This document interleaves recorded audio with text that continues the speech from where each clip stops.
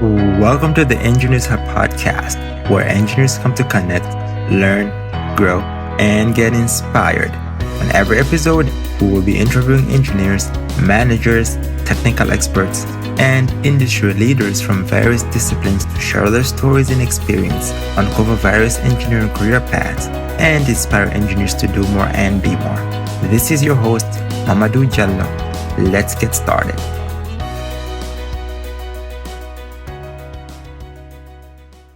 Welcome to another edition of the Engineers Hub podcast. I am here today with our guest, Frankie Nordelus. I hope I'm pronouncing your name correctly. Yeah, that's about right, Nordelus. Oh, Nordelus. It seems kind of Greek in a way. I know it does in a way. It's from Haitian background or French. My Oh, parents are okay. from Haiti. Uh-huh. Yeah, so I'm Haitian. So I guess Nice. in Creole it's Nordelus. Nordelus. Oh, okay. Do you speak French? Or I guess Uh, Creole is more so, which is like a mixture of, French, English, and original, right? yeah, exactly. But no, I don't speak French nor Creole very well. I can communicate in Creole, but it's not going to be easy for the person I'm speaking. I see. Okay. Have you been to Haiti? Yeah, I've been on 3 different occasions, only twice as an adult. Okay. Alrighty. Um, so, Frankie Nordelus, can you please go ahead and introduce yourself and tell us a little bit about you and your background? Whatever you want to share, personal, professionally. You just go from there as always. Got it. Well, I'll keep it high level, and you could drill deep into whatever you want. Okay. I'm a completely open book, so no topic is off guard. But yeah, obviously, my name is Frankie Nordelus. I'm 37 years old, turning 38 in June 21st. Okay. Honestly, I might be turning 37. I'm not quite sure how You old I start am, but losing the start losing count.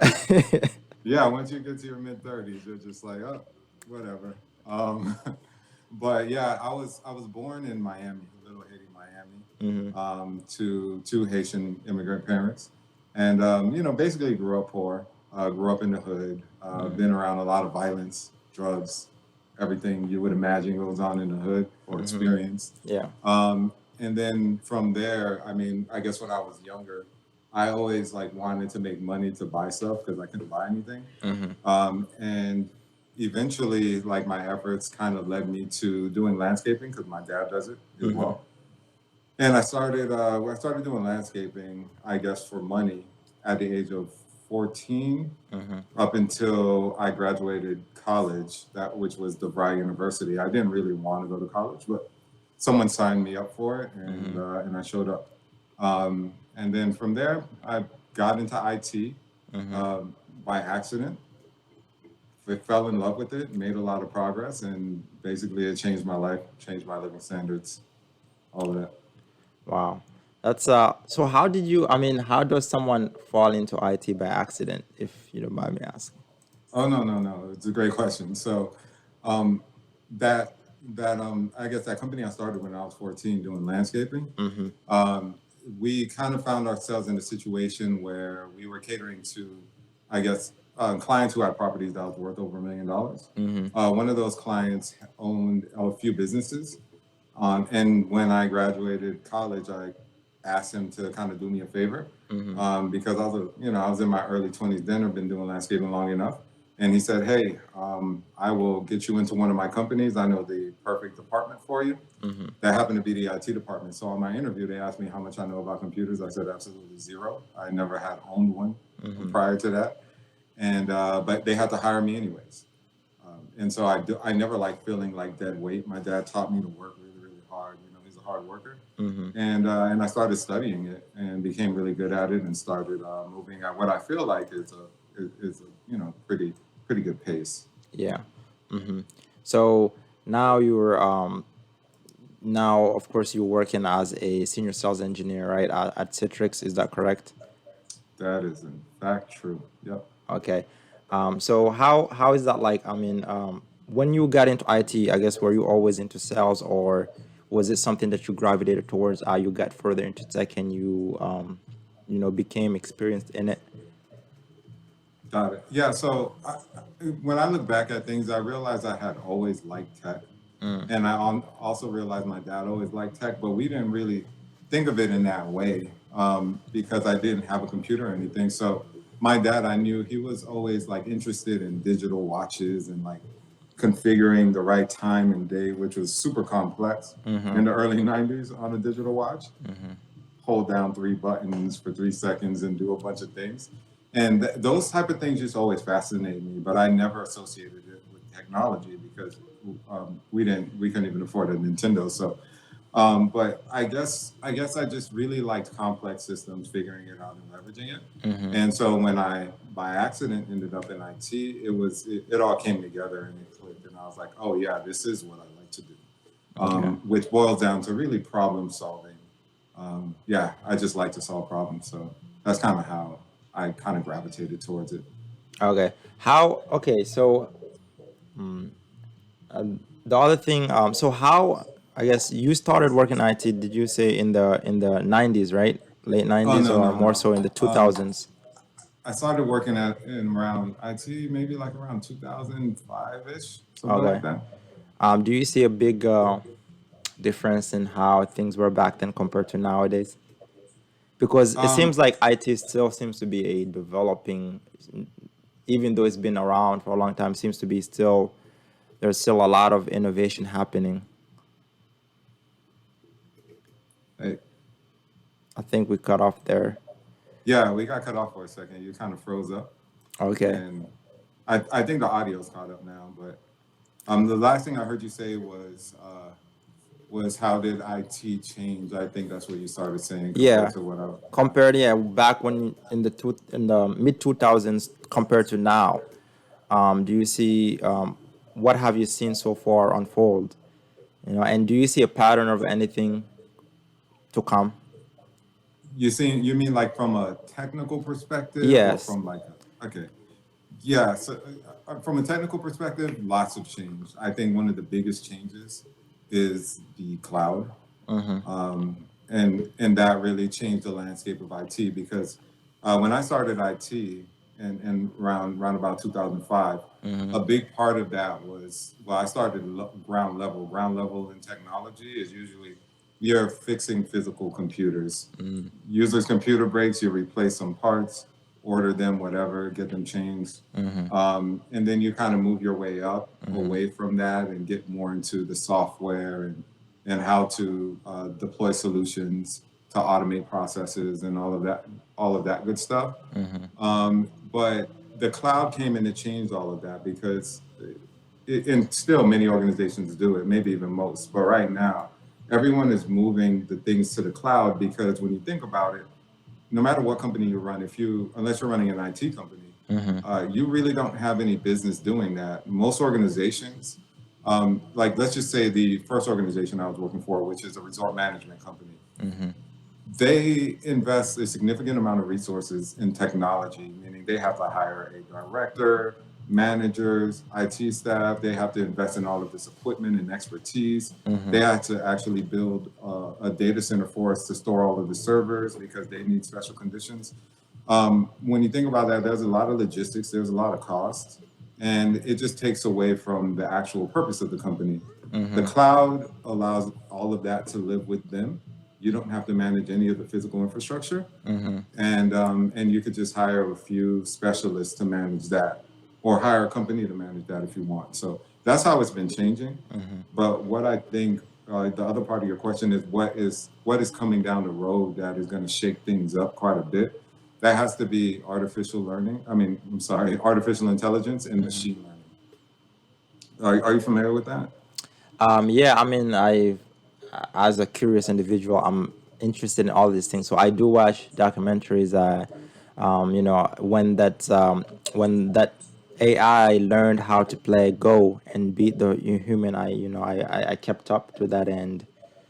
So I do kind of keep track, but a lot of times there seems to be one breakthrough right now in AI, and then you don't hear much about it again. So it seems like it's we make these. I guess we reach these milestones, but then don't hear much about it. But yes, I do try to keep up. But you can enlighten us more. Oh yeah, most definitely. And I'll just back up 1 second just for any listeners that might not be familiar with the cloud. Mm-hmm. But the cloud is just basically computers, powerful computers that someone else hosts. And then you basically rent parts of that computer network from them Mm-hmm. instead of buying it yourself Mm-hmm. to do what you need to do. And they charge per second for it.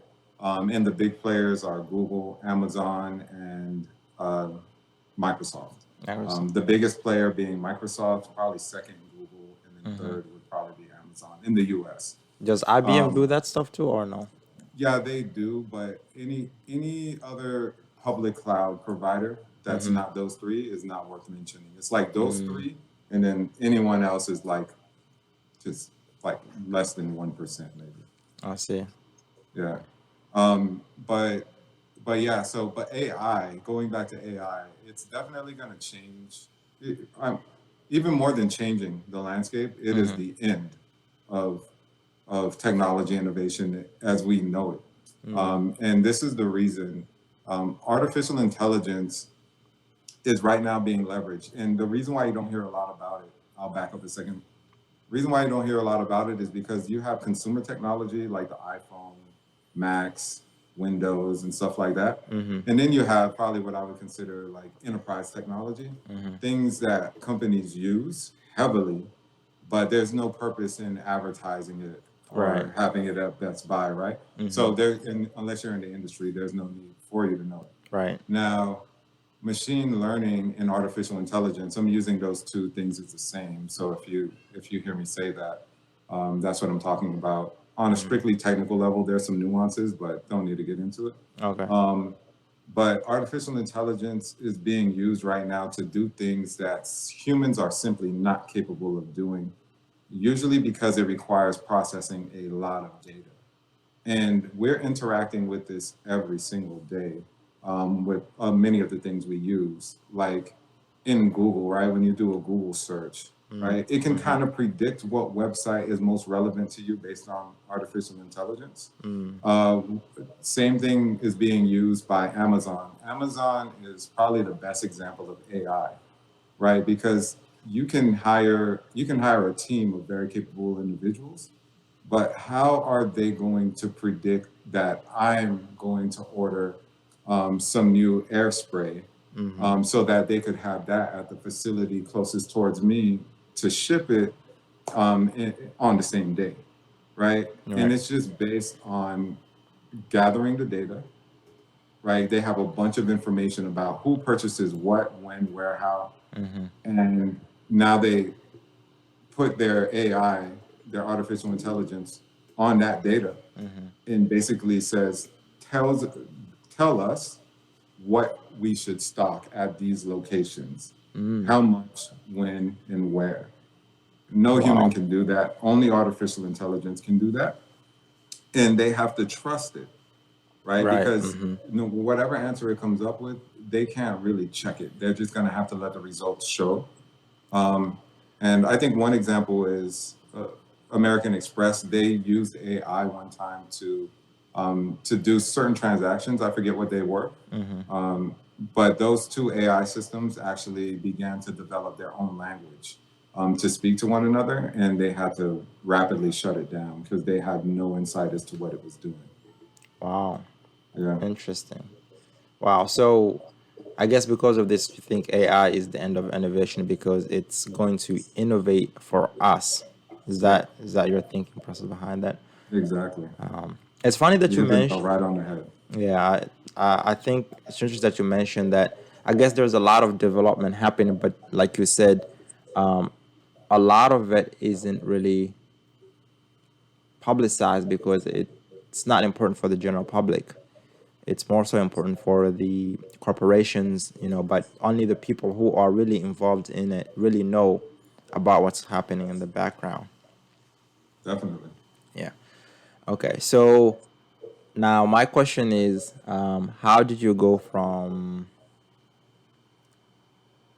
starting, being starting at the ground level in IT, fixing computers, to now senior sales engineers? I'm sure there's a lot of, I guess, there were a lot of things that happened and unfolded, right? I know sometimes also there's luck on the way, but how did that happen? I'm sure there are people who may be listening who are intrigued, including myself. What it's like to be a sales engineer compared to doing other things.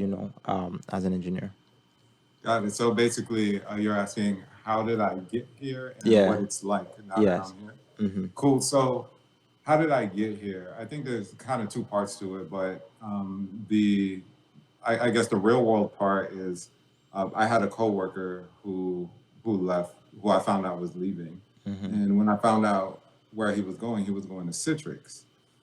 Now, I had known about Citrix because at that point, I tried to dive into technology really deep. Mm-hmm. And we were also using some of their tech. And I looked up to them Mm-hmm. driving down the street down here in Broward County, Florida. They have like the most prominent office building. So it seemed like almost like an oasis in the desert. This tech company, this popular tech company at the time, Fortune 100, is sitting right here in my backyard. But Mm-hmm. it just always seemed like a far-fetched dream to be at Citrix. In my mind, they only hired like scientists or something, So I was like, maybe one day I'll get there. But then he went there and he got hired and he might be listening to this, but he's not the sharpest knife. And I was like, whoa, hold up. Like, all right, if he can get in, then I can definitely get in. Mm-hmm.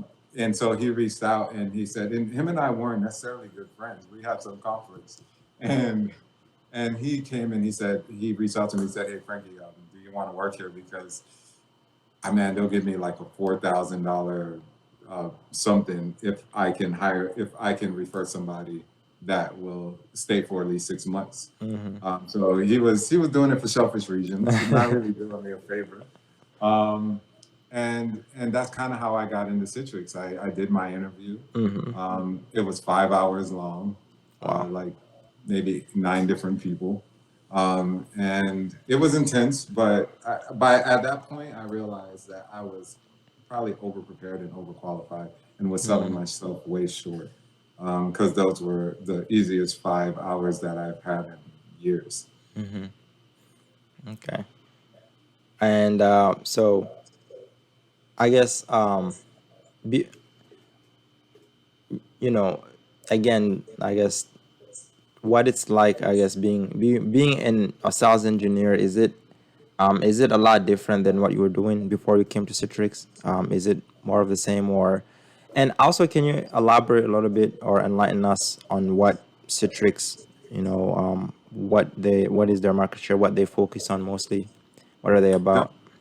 Yeah. So Citrix is best known for a technology called virtualization, right? And I'll explain virtualization the best I can, but it's one of those abstract ideas. But the best way I can explain it is probably to lay out a scenario, right? Let's say you own a business Mm-hmm. and you have 1,000 employees, right? They're going to need 1,000 computers. Mm-hmm. And let's say they need Microsoft Office or something. You got to install that 1,000 times. Mm-hmm. Every time it needs an update, every time you need to make a change, you have to do that 1,000 times over. You can imagine you need a pretty large department and Yeah. other resources available to do that. Mm-hmm. Citrix comes along and they say, hey, we created this thing. You can have one computer. I'm sorry, you still need those 1,000 computers, but you can install this piece of software or these updates on one computer. Mm-hmm. And all of your 1,000 users are connecting to this computer. So any changes, updates you need to make, just do it to that one main computer and everyone will access that.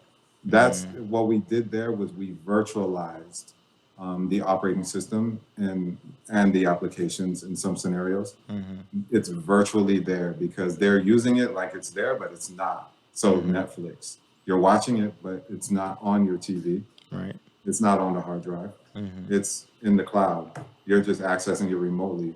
Citrix did that with an entire operating system, applications.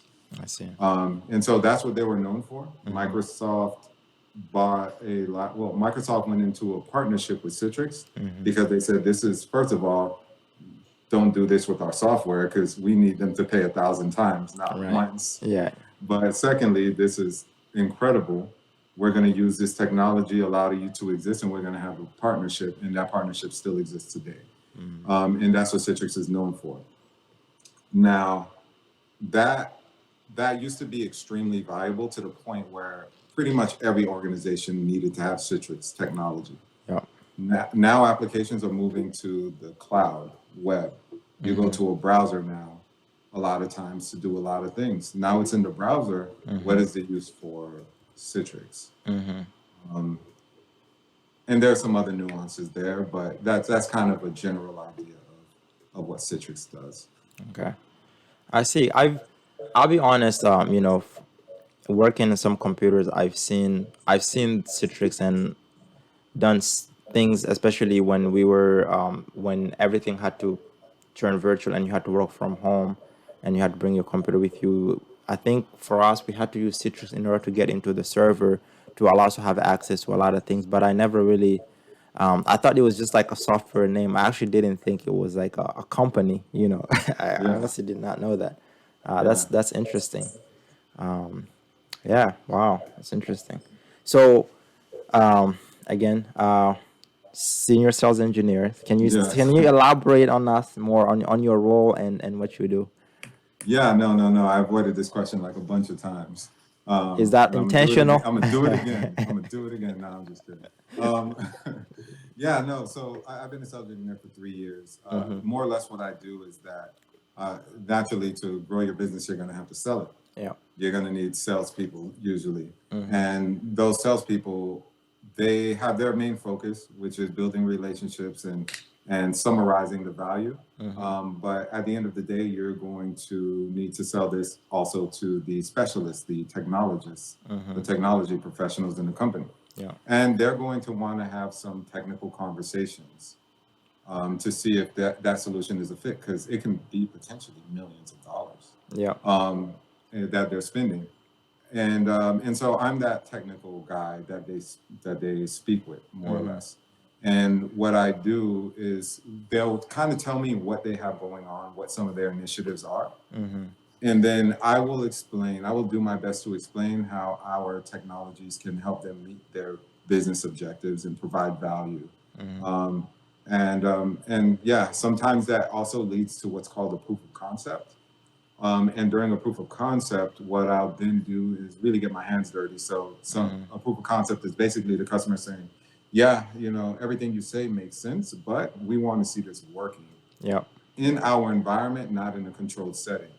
And so that's when I have to roll up my sleeves and actually virtually get into their environment and build this solution, and basically a microcosm of the solution, to be able to execute everything that I promised that it would execute before they could buy. And that could take a day, or it can take a couple months.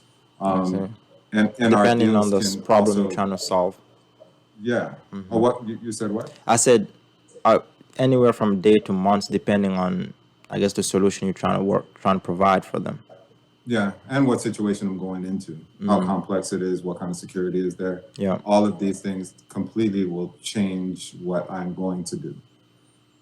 I see. So how do you even prepare for that? Or because, like you said, the situation may be different, and a lot of the companies, I guess, maybe what they do at the upfront is different, but perhaps the background is a lot more similar, right? Or how do you? I mean, how can you even anticipate what what you might need or what may be required? Yeah, we do our best to gather that type of information in the beginning, like find out what they got. A lot of it, if you work in technology, you are going to have to find a way to, if you want to thrive, you got to find a way to learn quickly and be able to execute very quickly. So it's a matter of reading, comprehending, and being willing to execute. So there's no way there's the technology arena is so vast. There is no reasonable way to understand everything. No one expects you to. A lot of times, even if you won't even have a specialist in one technology. You'll have specialists in one of 100 features of a specific technology. And so that's how complicated it can get. But yeah, just being able to put two and two together, problem solve, and really think quickly. But yeah, it can be a challenge. It can be a challenge for sure. Okay.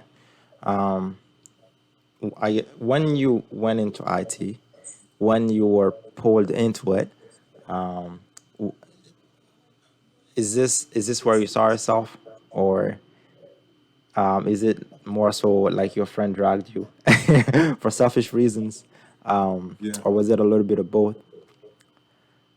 Yeah, it definitely wasn't where I saw myself. I got my bachelor's in business from Dubai. Mm-hmm. And technology guys, they weren't really, I didn't really see them as role models. You know what I mean? They were just kind of geeky and goofy or Mm-hmm. whatever, and weird most of the time. But when I got in there, I did definitely enjoy the problem solving part of it. Mm-hmm. That's very rewarding for me.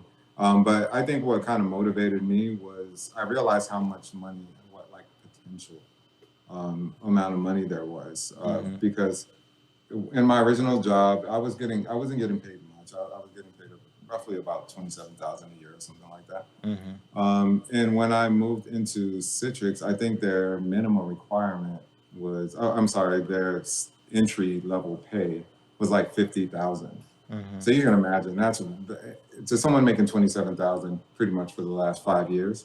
That's world changing. Mm-hmm. Yeah, I'm nearly doubling my pay. So, um, and then I began to realize that progressing in the technology industry, is Mm-hmm. a matter of just getting your certifications. Mm-hmm. And it's you can almost directly correlate a certification with a pay increase. And I like when things are black and white like that, like it has a structure, Yeah.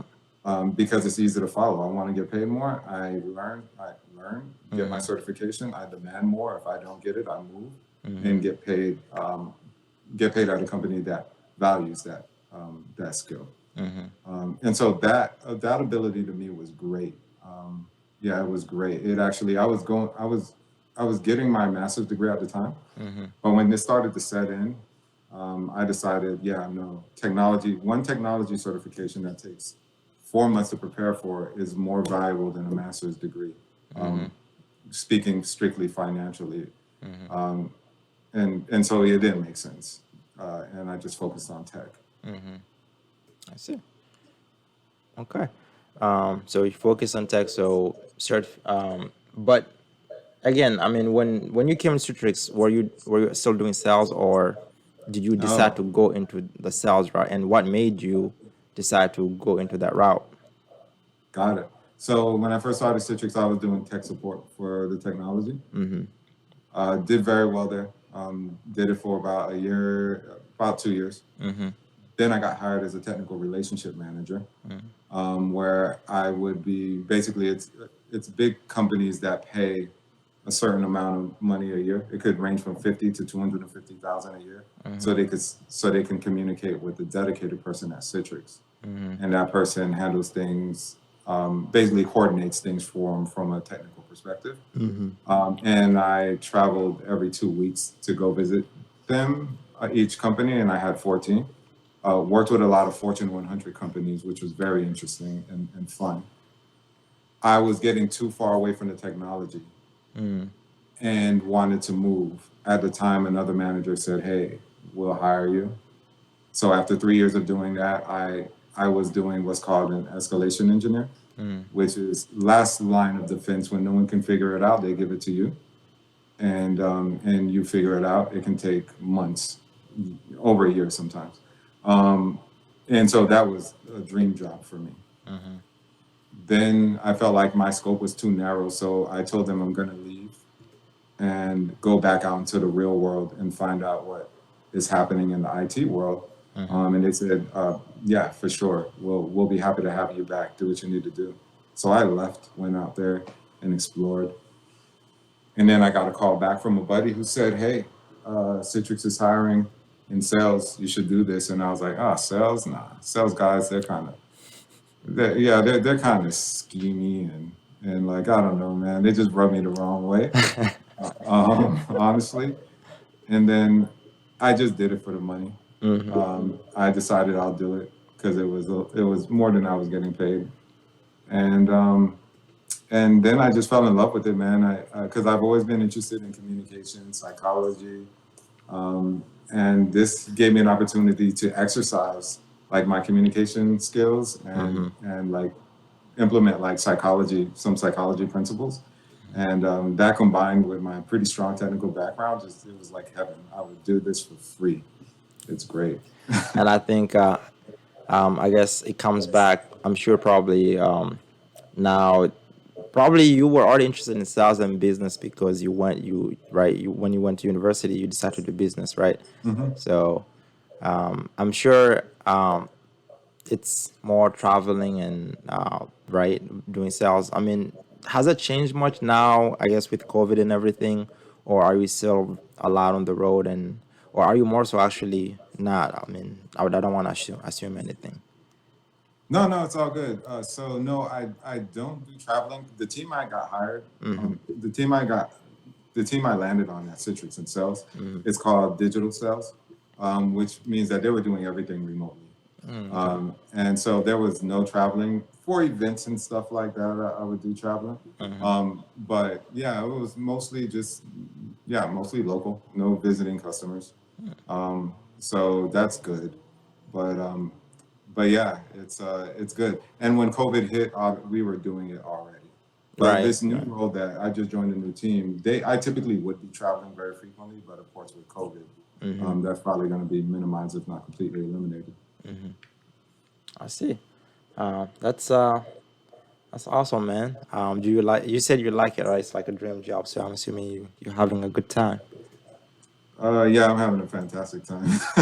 Well, how I'm do you? having a Okay, yeah. you know the thing about I guess about being sales is, of course, you have to be able to handle the no. But I don't know if that's still the case. You know, when you go high up there, like for example, with you and in tech, is it still the same? Like someone who's trying to do door to door or things like that. Do you still experience the same things where people slam the door in your face or tell you no, stop bugging me? Do you still experience those things or not at all?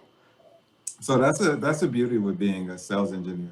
Also, maybe referred to as a solution engineer or whatever. You may hear some solutions architect. Mm-hmm. You hear a bunch of different names for it.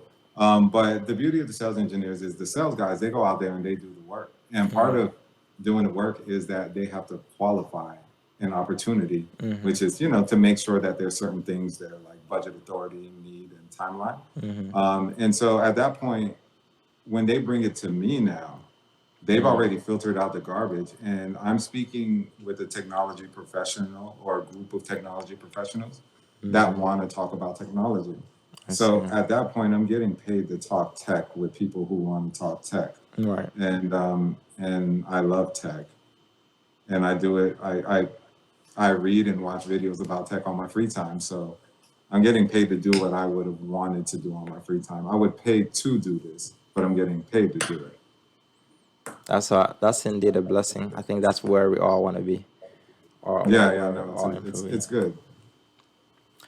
That's really awesome. So I guess usually, I guess the people who you work with or the other companies you work with, usually you work with people who are already looking for a solution, and it's not like you're trying to sell them anything. You're actually trying to show them the value or that you can provide, right?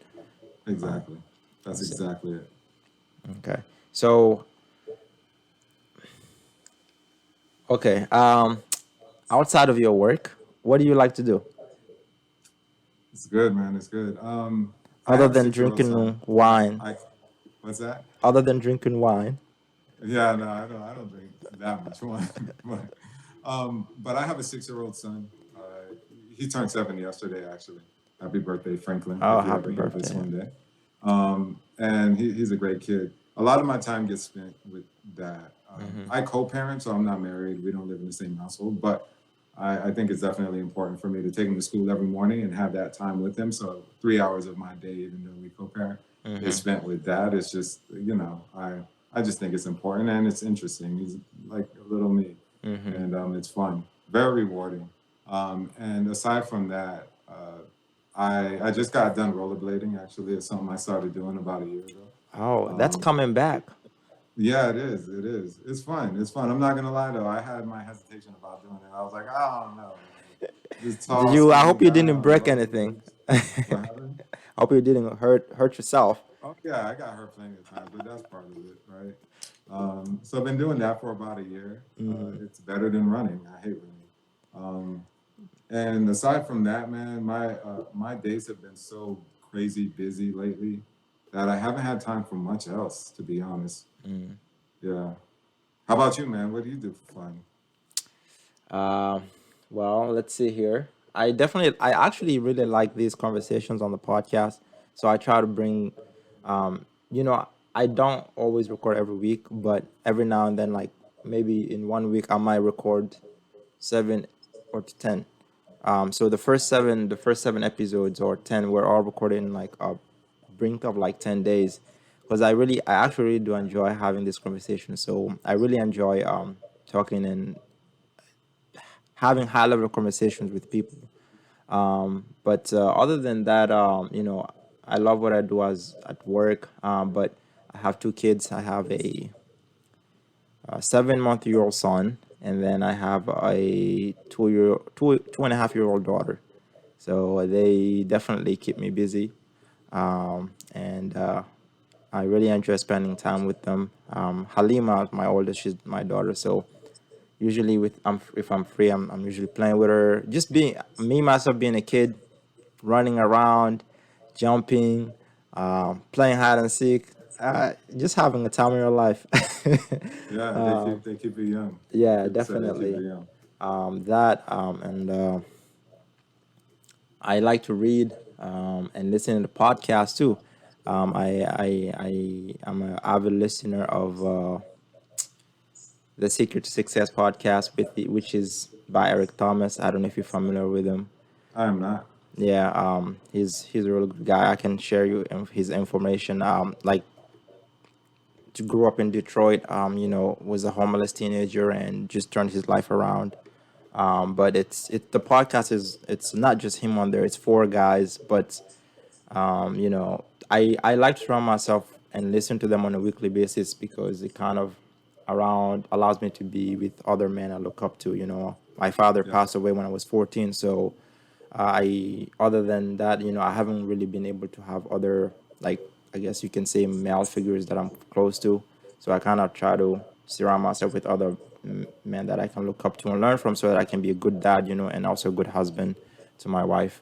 Um, yeah, I like to read personal development stuff. I also like a lot of things engineering. I'm really into energy, so solar energy, renewables. The company that I'm working for right now, we're trying to break into offshore wind. Joe Biden actually, when his administration came in, they kind of undid all the things that Trump tried to put away. Trump's administration tried to cancel in terms of renewable energy. So now the offshore wind energy is actually picking back up here in eastern U.S. So we're gonna be working on a project of putting some turbines off the shore around Ocean City. So I'm really looking forward to that. So I'm learning a lot about that. I'm also learning about solar energy, and seeing what just currently just learning how it works and what are the opportunities out there, so I want to be able in the future be able to use it as a way to help brighten the world. I'm from Guinea, so West Africa. That was gonna be my question. Yeah, I'm from Guinea. Guinea, West Africa. Nice. So it's a lot of parts of sub-Saharan Africa are still dark. So I want to be able to one day help brighten the lives of many other people. So I also care about giving back. So I trying to do this with this podcast. I enjoy also speaking. So I do workshops. Yesterday I did workshop for the Nesby students at my alumni. So I enjoy doing that as well. No, Yeah. that's great, man. Yeah, no, I can kind of sympathize with you when it comes to wanting to bring, I guess, light to the darkness. You know, my parents are from Haiti, but They're from a very rural part of Haiti. They're actually originally from an island off of Haiti called La Toti, which translates to the turtle. And even till this day, there's no electricity on that island. There's no running water. There aren't even any roads. It's a mountain in the middle of the ocean. And so there's that situation going on. Right now, most of my family lives off the coast of the mainland, but very rural, very rural. Like there's definitely people there who probably never watched TV in their life, or saw one. So yeah, it's out there. It's on the opposite side of the island from the capital. So it's as far away from civilization as you can get on that island, pretty much. Wow. But it's good though. I like going there. You connect with something. I think technically too. I guess you can say I'm from West Africa because Of I'm pretty course. sure that's where they scooped us up from, the French. Yeah, Of course. yeah, Yeah, it's you know, honestly, like, I've lived here in the US. I've also lived in Guinea. I've lived in, in a part of the world highly advanced in terms of like just where we are as a species in terms of technology and, development. And then also when you go to some of the places where, life is much simpler. There is also a lot to actually appreciate and enjoy. Life just over here in the US, at least for me, life moves really, really fast, and you just you look at where you are, and then you look back in time, you don't even realize how far you've come, so you don't really get to appreciate things, which is what I'm trying to. Well, my wife actually pushes me to try and slow down and just spend time with family, because other than that I'm always a go go go person, so yeah. she kind of trying to like keep that balance. But there are pros and cons to each, but definitely there are some things that can be done to improve some of the lives over there. Honestly, there's not a lot of healthcare, lack of electricity, lack of clean water, lack of access to hospitals, and basic necessities, as a human being that you really need to flourish, aren't available. Not of anyone, not of the people's fault, but I just believe if we can do something, we do it. I forgot to mention I'm also part of this nonprofit. It's called Guinean Alliance for Education and Development. I've been involved in it since 2015. I was made the president of the organization this year. So we do provide educational opportunities and resources, to a lot of students in Guinea. We've equipped some public university with computer labs and things like that. Just trying to see how we can help. So That's it's incredible. yeah. Just talking Man, about that's this it. always kind of sort of brings me to tears, because I do realize how blessing how blessed I am. You know. Oh yeah, most definitely, man. Some people, like you said, a lot of it is not their fault. I mean, none of it is really their fault. It's just circumstances. But it's crazy when you think about things like that. You know what I mean? Like I don't mean it's crazy to think it, but it's really it makes me realize personally how crazy of a reality we live in. Mm-hmm. Like yeah, I mean, you just look at North Korea and South Korea, right? For example, they're Mm-hmm. touching.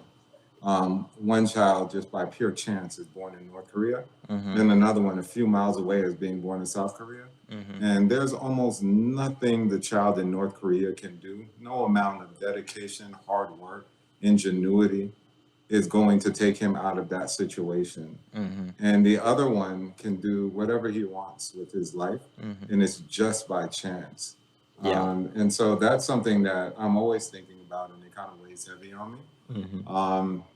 Because it's just I do feel compelled to fix it. I haven't figured out what that thing is, Mm-hmm. but like I mean, fix it like for once and for good. Yeah. I don't know if there's a solution like that. I know, I know, I know. Yeah. I mean, my thing is more so, something, doing anything just a little bit, no matter how small, is better than nothing at all. Agreed. Yeah. And even if you just even here in the US, with all the opportunities available, it's still there's still a big gap, between, various communities. You look at, there's a huge gap in wealth, right, and things like that, education, right. So even, with this podcast, when I launched it, well, I launched it earlier this year, but when I was going through engineering school, oftentimes I was one of one or two or three black kids, in the class, and I never, like, it was really hard. Well, a lot of times, you don't really feel connected. You feel like you belong, and I always craved, or try to see, I mean, what's going on. Even now, just being an engineer, it's still, there's still, you don't see a lot of minorities in engineering, so it's something I wanted to do, just to be able to expose and perhaps other aspiring engineering students of, and people of color and minorities, and show, hey, there are other people out there that look like you who are doing this as well. So hang in there, and you'll make it, and you can do it, because one of the hardest thing for me was, you know if you don't see anybody that looks like you're doing something, you don't really have anyone to look up to, so how do you know you can do it too, seeing people who I can relate to accomplish amazing things kind of make me, it empowers me as well, like, hey, I can do it too, but if it's not anyone that you can relate to, it's easy to really not even try to think of that as an aspiration, you Yeah. know so Yeah, no, me and my me and a friend of mine had this same conversation just the other day. mhm, Simply exposing someone to something different can change their whole life, right? But mhm, many people take for granted, like a lot of people, even like me, for instance, growing up, mhm, I didn't know what the suburbs were like, or even much less what to do. I look, my none of no one ever spoke to me about college. Not a single adult in my whole life. There was no reason. mhm, I didn't even know for what to do to get into a college, mhm, and it's just a foreign concept. And it really is a tragedy because the answers are like within arm's reach. mhm, But it's just the circumstances that we're put in, and I mean, not necessarily put in, but we find ourselves in, and it can be frustrating. A lot of my efforts that I do is really trying to empower and enable and help people that come from the same situation I came from, same neighborhood, mhm, same situation, mhm. on an individual level, the best I can. But it's tough, man. It's tough because yeah, without seeing it, it just seems like a mountain that's too high to climb, and there's no Mhm. hope. And like you said, role models, man. When we were growing up, we admired. The only person I remember admiring were really the dope boys, because there would be festivals or whatever, and they'd have their donks, old school Chevys, Mhm. convertibles, gold rims, and they'd be sitting on the back with someone else driving it, and that was the pinnacle of success. That's what represented success to us. They were the only people around us that had money and were Mhm. successful and admired. And Mhm. so everything we did emulated exactly what they did. Yeah. Much to our demise, unfortunately. Yeah. I mean, but it's all about that exposure, like you said. Um, yeah. I can't even think of, you know people who I looked up to are, like, honestly, the two people, like, I can easily name is someone like, Barack Obama. Someone who I can really, like, say, I really look up to that guy, in a way, or admire, try to, I guess, emulate in certain ways. But Eric Thomas. But other than that, not that many people. But I do try to connect, and even just and individually or out of individually, just try to show, where I may be, or where I'm at, or try to show where others are, just for that exposure for other students as well, and things like that. Honestly, that's the main reason I launched this podcast. But the other thing, well, I guess this brings up one thing I always like to do, which I like to kind of dedicate a section to, just for students. I kind of want to ask student related questions to, just in case it may be helpful for them. So, let's say a student right now is in college. They're listening to this, and they like what you do, and they want to say, okay, hey, this seems like something I want to try to do as well. What advice would you give them? Yeah, I would say first, like problems, right? I think that's the first thing. If you're going to be successful, you have to like problems. You have to like problems and want to solve them above anything. Otherwise, you're going to be like many technology professionals I know, which basically hate their life. But once you've decided that you like problems, I would probably say just to get an entry level job in IT, any job, entry level, just so you can kind of feel what you gravitate towards. Because I could sit here and tell you, yeah, read this and do this and do that. I would say no. You only really need a high school diploma, sometimes not even that, to get an entry level job in IT. And just make that sacrifice for a year or maybe a little more. That's, I think, the best way that you can learn the landscape. Then once you learn the landscape, you can then set your target because there's so many directions you can go. You can be a programmer.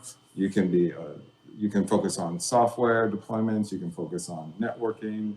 So many areas, artificial intelligence, whatever. And once you figure that out, then you can do a quick research and find out what are the requirements. And they're usually going to be very specific certifications. Then you study for the certifications and you get them. Then you get hired in that industry. And then that's when you start making money if that's what you care about.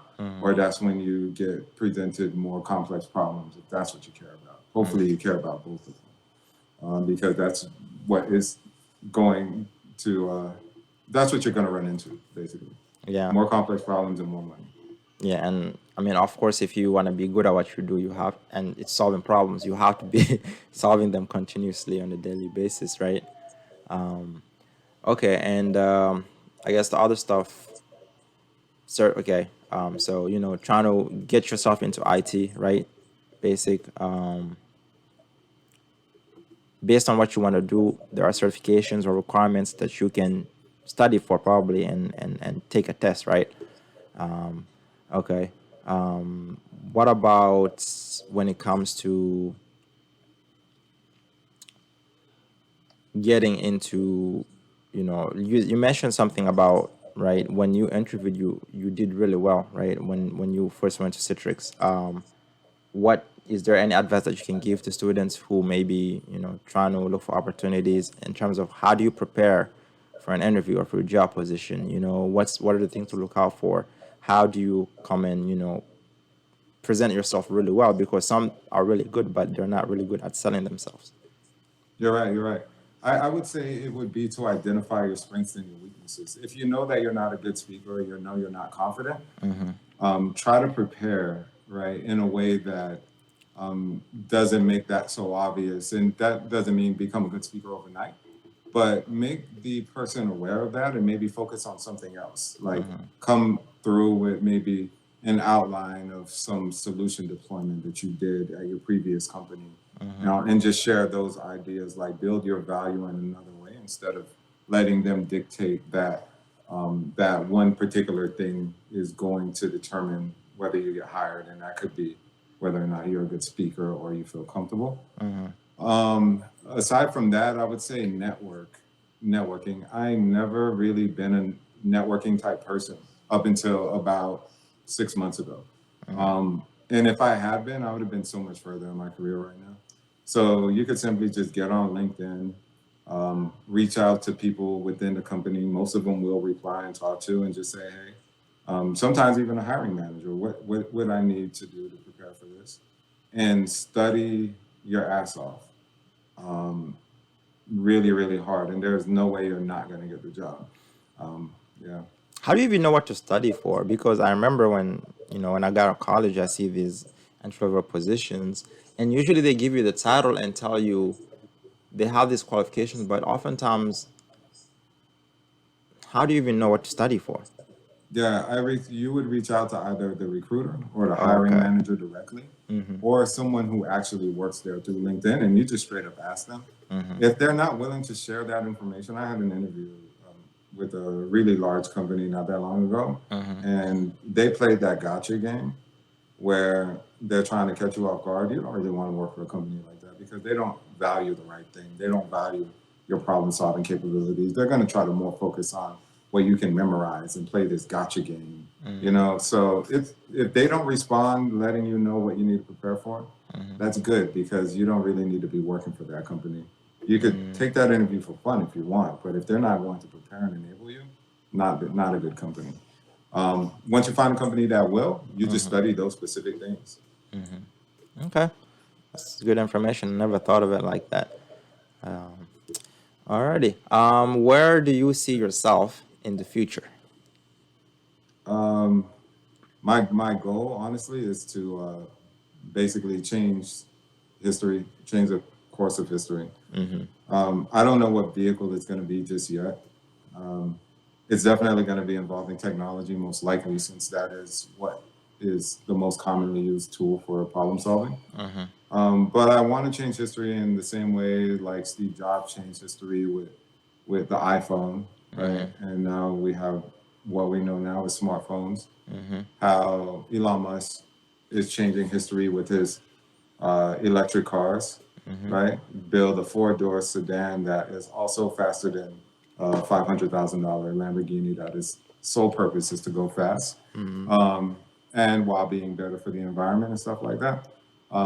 So I want to be that type of a person, and I just want to be great. And yeah, I'm going to try to use technology or everything at my disposal to do it because I feel like there's a lot of fundamental problems with society. And the only way I'm going to fix that is with influence and money, or money bringing the influence. But that's really the thing that I want to do the most. All right. Awesome. That's inspiring, man. And I appreciate it. Yeah, that's very inspiring, and I have no doubt. I'm sure it's something you can do, and I'm I'm looking forward to seeing it unfold, and being a part of that journey. Well, is there anything else that you want to share, for our listeners or for students who may be listening to this? Do you have any advice you want to give them or anything like that? Yeah, I do. It's something I've been thinking about lately, which is no matter where you come from, what angle you kind of look at things, right?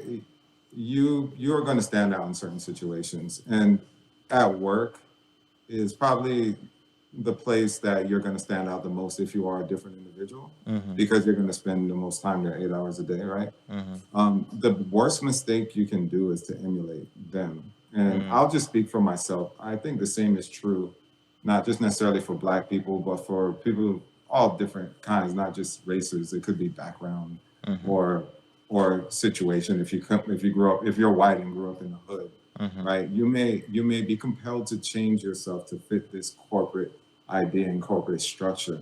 That that used to probably be true back in the day. That is not true anymore. Um, there are a lot of people who probably won't like it, but be yourself. Um, don't let what happened in the past, don't let history define what a technology professional or an engineer is supposed to be. Go in there and show them that it can be anyone, and just to be yourself. And the reason why I want to emphasize that so hard is because you can really live a very, very frustrating life, like I did for a short while, by being someone else because you think that that is what it's supposed to be. So you can be a technology professional and still be cool. You can still have your dreadlocks. You can still dress professionally while not dressing like someone next to you. You can speak professionally and not need to sound like a robot or like a corporate person, because all you're going to do is you're going to stutter, you're going to doubt yourself, and you're never going to be the best you. If they can't accept who you are, you will find someone who does. But to be the most successful is to be true to yourself. be true to yourself regardless. Yeah, don't let people define what that thing is that you're trying to be or the situation that you're in. Wow, that's jewels right there. I think you saved the best advice for last, man. I hope I'm definitely gonna take heed to this advice, and I hope everyone that listens also does the same. Well, honestly, I like to begin always with gratitude, but I also end this with gratitude. Thank you for sharing this hour, spend this hour with us. I had a blast. I really enjoyed getting to know you, and I hope this is just one of many future conversations. And thank you again for your time. How can others connect with you? I know you're on LinkedIn. What's the best way to reach out to you? Yeah, the best way to reach out to me, honestly, is LinkedIn. Just send me a little note, and we can connect on there. Yeah, that's probably going to be the best way, honestly. But I do appreciate you having me on your podcast, man. I'm a huge podcast listener too. I know we didn't get into a lot of it, but I think it was a real good first conversation. I'm honored to be on.